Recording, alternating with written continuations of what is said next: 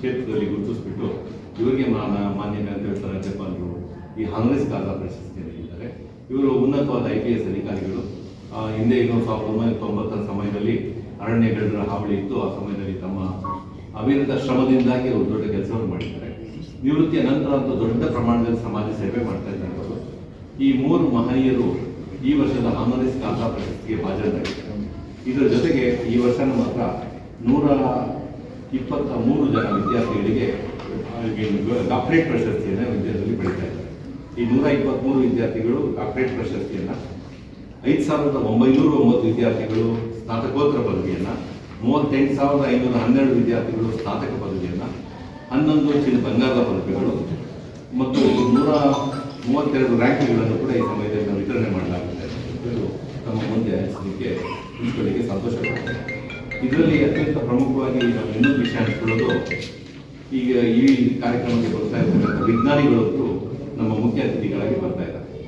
ಈ ನಮ್ಮ ವಿಜ್ಞಾನಿಗಳ ಹೆಸರು ಡಾಕ್ಟರ್ ಇಂಡಿಯಾ ಕರುಣಾಸಾಗರ್ ಅಂತ. ಇವರು ಪೌರಾತ್ಯ ಮತ್ತು ಪಶ್ಚಿಮಾತ್ಯ ದೇಶ ಎರಡೂ ಕಡೆ ತಮ್ಮ ಸಂಶೋಧನೆಯಿಂದ ಪ್ರಖ್ಯಾತರಾಗಿದ್ದಾರೆ. ಇವರು ದೇಶದ ಅತ್ಯಂತ ಪ್ರಮುಖ ವಿಜ್ಞಾನಿಗಳು, ಮೈಕ್ರೋಬಯಾಲಜಿ ವಿಜ್ಞಾನಿಗಳಾಗಿದ್ದಾರೆ. 72 ವರ್ಷ ವಯಸ್ಸಿನ ಹಿರಿಯರು. ಇವರ ಸಂಶೋಧನೆಗಳು ರಾಷ್ಟ್ರೀಯ ಅಂತಾರಾಷ್ಟ್ರೀಯ ಮನ್ನಣೆ ಗಳಿಸಿದೆ.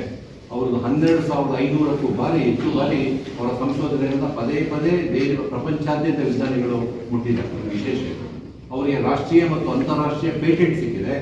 ಪೇಟೆಂಟ್ಗಳು ಕಮರ್ಷಿಯಲೈಸ್ ಆಗಿದೆ, ಬಹಳ ಮುಖ್ಯ ಇದೆ. ಕಮರ್ಷಿಯಲೈಸ್ಡ್ ಪೇಟೆಂಟ್ ಅವ್ರು ಬರೆದಿರ್ತಕ್ಕಂಥ ಲೇಖನಗಳ ಸಂಖ್ಯೆ 270 ಮೀರಿದೆ. ಇಂಥ ಹಿರಿಯ ವಿಜ್ಞಾನಿಗಳನ್ನು ಬರ್ತಾ ಇರ್ತಕ್ಕಂಥದ್ದು ನಮಗೆ ದೊಡ್ಡ ಆಶಯ.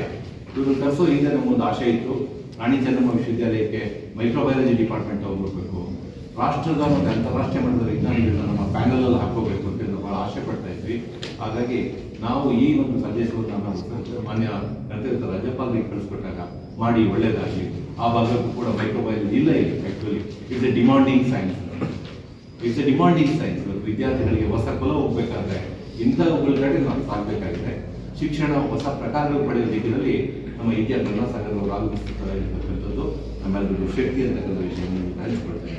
ಹೀಗೆ ಈ 12ನೇ ಘಟಿಕೋತ್ಸವ ನಮಗೆ ಸಂಭ್ರಮದ ದಿನ ಆಗಿದೆ.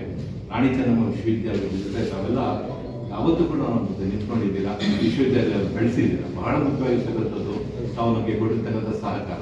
ಕಳೆದ 14 ವರ್ಷಗಳಿಂದ ತಮ್ಮೆಲ್ಲರ ಬೆಂಬಲದಿಂದ ಇವತ್ತೇನಾಗಿದೆ, ಹೊಸದಾದ ಕ್ಯಾಂಪಸ್ ಬರ್ತಾ ಇದೆ. ನಮಗೆ ಆ ಕ್ಯಾಂಪಸ್ ಇರ್ತಕ್ಕಂಥ ಸಮಸ್ಯೆಗಳ ಬಗ್ಗೆ ತಾವು ತಿಳಿಸ್ತಾ ಇದ್ದೀರಾ.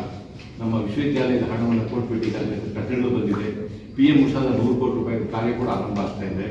ಅತ್ಯಂತ ಉತ್ತಮವಾದ ಸೈನ್ಸ್ ಕ್ಯಾಂಪಸ್ ಮಾಡಬೇಕು ಅಂತಕ್ಕಂಥದ್ದು ನಮ್ಮ ಆಶೆ ಆ ಕ್ಯಾಂಪಸ್ನಲ್ಲಿದೆ. ವಿಜ್ಞಾನಕ್ಕೆ ಹೆಚ್ಚಿನ ಮನ್ನಣೆ ಕೊಡಬೇಕು, ಒತ್ತು ಕೊಡಬೇಕು. ನಮ್ಮ ಮಕ್ಕಳಿಗೆ ಏನು ಜ್ಞಾನಮುಖಿ, ಉದ್ಯೋಗಮುಖಿ, ಸಮಾಜಮುಖಿ ಮಾಡಬೇಕು ಅಂತ ಇದ್ದೀವಿ.